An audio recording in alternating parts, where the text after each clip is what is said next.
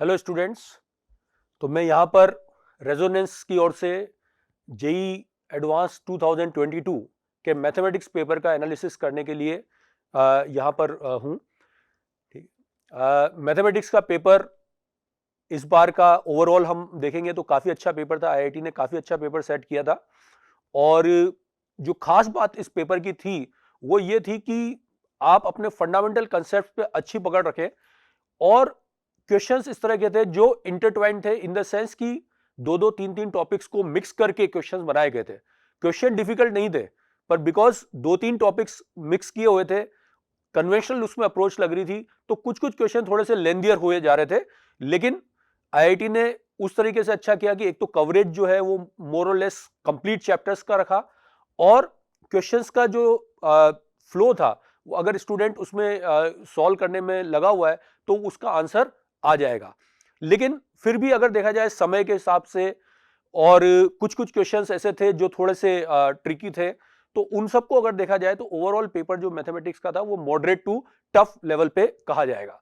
तो यहां पर मैं जो एनालिसिस कर रहा हूं वो ये है कि वेटेज कितना था हर चैप्टर का, जो कि हर बार आने वाले स्टूडेंट्स को जो आगे चल के 2023-24 में आईआईटीज देंगे उनके लिए भी ये यूजफुल रहेगा और किस तरह से उनको तैयारी आगे के लिए करनी चाहिए, क्योंकि आईआईटी किस तरह के ट्रेंड्स पर वो फोकस कर रहा है। ठीक है, तो यहां पर अगर हम देखें तो आईआईटी ने, जैसे मैं बता रहा था कि टोटल इसमें 18 सवाल पेपर 1 में और 18 सवाल पेपर 2 में थे। 60-60 नंबर के दोनों में क्वेश्चंस थे और क्वेश्चन का जो पैटर्न था वो जैसे आईआईटी का अभी तक हो रहा है मिक्स टाइप का था। किसी में डेसिमल्स में आंसर्स थे, किसी में वन और मोर देन वन करेक्ट थे, किसी में न्यूमेरिकल टाइप के थे, कई मैट्रिक्स मैच टाइप के भी उन्होंने दिए थे। तो मिक्स ऑफ द क्वेश्चंस था जो कि नॉर्मली स्टूडेंट्स प्रैक्टिस करता ही है, साल 2 साल की जो भी तैयारी करता है उसमें अलग अलग टाइप के क्वेश्चंस की प्रैक्टिस करता है। तो कोई नया पैटर्न ऐसा नहीं था कि भाई कोई नया पैटर्न आईआईटी का एज सच आया हुआ हो। ठीक है, तो उन्होंने उस तरीके से किया था। नेगेटिव मार्किंग्स थी पेपर के अंदर अलग अलग में, कहीं पर 3-1 था, कहीं पर 4 और पार्शियल ग्रेडिंग थी। तो इस तरह के अलग अलग क्वेश्चंस यहां पर थे। ओवरऑल अगर हम देखें यहां पर तो ये topic wise this was the weightage. तो कॉम्प्लेक्स नंबर को इस बार उन्होंने ज्यादा वेटेज दिया। नॉर्मली कॉम्प्लेक्स नंबर के सवाल 1 या 2 मैक्सिमम आते हैं, लेकिन इस बार 3 सवाल कॉम्प्लेक्स नंबर के थे। ठीक है, जिसमें से 2 जो थे वो अगेन इजियर टाइप के थे, एक थोड़ा सा टफर साइड पे कहा जा सकता है, लेकिन 2 जो थे वो मॉडरेट लेवल के थे, मतलब बेसिक कंसेप्ट को अप्लाई करके कर सकते हैं।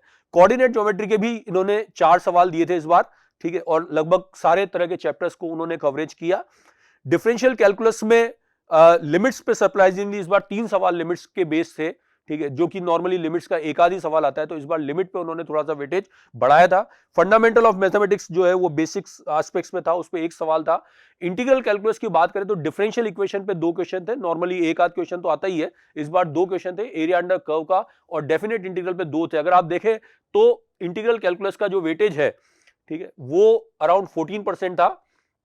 इज दिस 14% वेटेज था, जो कि नॉर्मली हम कहते भी है कि इंटीग्रल और खासतौर से डेफिनेट इंटीग्रल में अराउंड 10% के आसपास वेटेज रहता है। इस बार डेफिनेट इंटीग्रल और डिफरेंशियल इक्वेशन को भी उन्होंने इन्वॉल्व किया था। मैट्रिक्स एंड डिटर्मिनेंट जैसे कि हम हमेशा बोलते आ रहे हैं लगभग 10% वेटेज रहता है, इस बार भी 11% वेटेज मैट्रिसेस और डिटर्मिनेंट चैप्टर का था।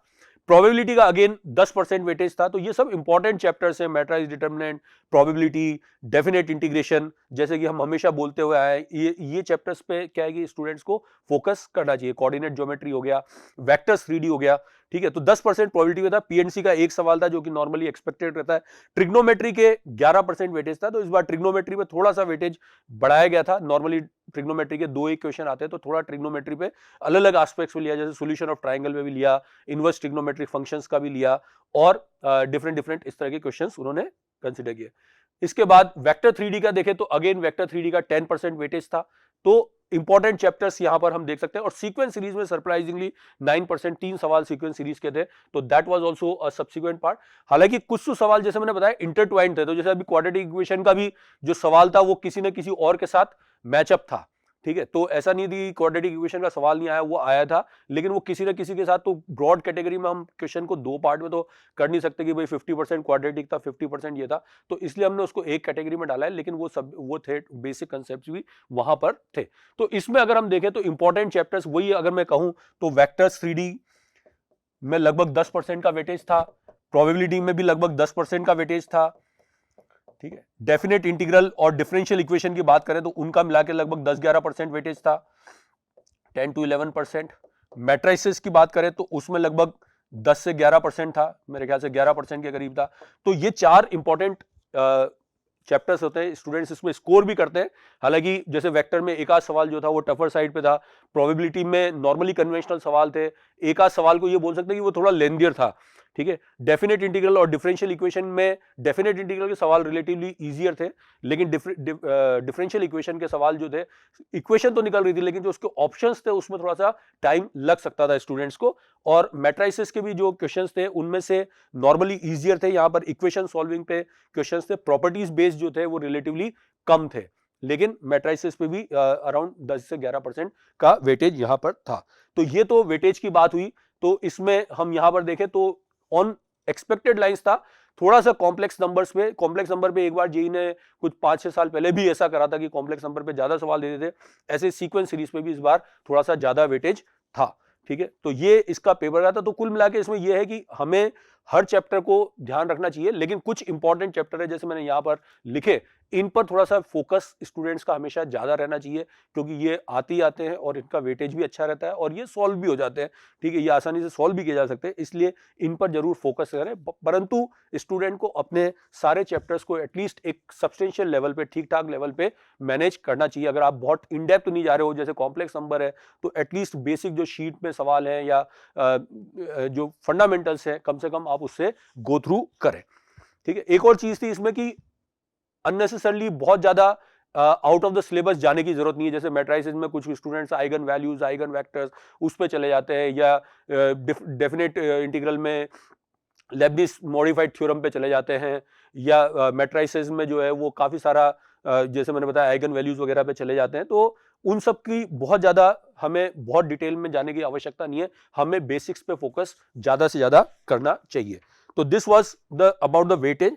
इसके बाद अगर मैं यहां पर देखूं तो क्लास 11th और क्लास 12th जो टिपिकली हम सीबीएसई को कंसीडर करते हैं, उसके हिसाब से देखा जाए तो 16 questions out of 18 were 11 and 20 questions out of, ठीक है, total 16 out of 36 and 20 out of 36 were from class 12। तो वेटेज वाइज देखें तो 44-56% का वेटेज है, मतलब 12 का वेटेज थोड़ा ज्यादा था, ठीक है, क्योंकि जैसे वेक्टर्स हो गया या मैट्रिसेस वाले चैप्टर हो गए या इंटीग्रल कैलकुलस वाला हो गया, ये 12th के फोकस ज्यादा रहते हैं, इसलिए इसका वेटेज थोड़ा सा ज्यादा है। पर आमतौर पे ये सिलेबस ओवर द इयर्स जो है ये पैटर्न 45 to 55 वेरी करता है, इधर या उधर, ठीक है, कभी 11th का थोड़ा सा ज्यादा हो जाता है, कभी 12th का थोड़ा ज्यादा हो जाता है, बट बहुत ज्यादा वेरिएशन नहीं आता है। तो आईआईटी ने उस हिसाब से काफी अपने सिलेबस को डिस्ट्रीब्यूट करके करा और उन्होंने लगभग कवरेज जो है वो काफी सारे चैप्टर्स की उन्होंने इस पेपर में ली।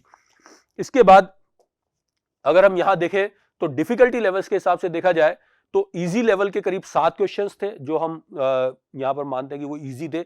इजी इन द सेंस कि कंसेप्ट भी उसमें सिंपल था, कैलकुलेशंस भी बहुत ज्यादा नहीं थी, तो वो इजियर हुआ। मॉडरेट लेवल का क्वेश्चन ये है कि उसमें कंसेप्ट तो 1-2 चैप्टर के यूज हो रहे थे, लेकिन एक फ्लो में वो चलते जा रहे थे, मतलब अगर आप करने लगोगे तो सॉल्व होते जा रहे हैं, उसमें कोई आपको बहुत ज्यादा हर स्टेप पे सोचने की आवश्यकता नहीं पड़ रही थी, लेकिन वो थोड़े से लेंदियर थे, इसलिए वो मॉडरेट लेवल पे किए। और टफ वो थे, 8 क्वेश्चन ऐसे थे जो कि टफर साइड पे थे, जो कि मतलब उनमें कंसेप्ट भी इंटरट्वाइंड थे, प्लस उसमें ऑप्शंस के हिसाब से आपको आंसर्स को चेक भी करना था, तो वो लेंदियर भी थे और कुछ ट्रिकीनेस भी उनमें थी। जैसे वेक्टर्स का एक सवाल था, उसमें थोड़ा सा इस तरीके की चीज थी, या इसमें सीक्वेंस एंड सीरीज में एक आध सवाल में इस तरह का था। तो कुछ सवाल में उन्होंने इस तरह का थोड़ा सा टफनेस लेवल दिया था। तो ओवरऑल अगर हम यहाँ पर डिफिकल्टी लेवल देखें मैथमेटिक्स की तो वो 2.06 है, ठीक है, ऑन ए स्केल ऑफ 3।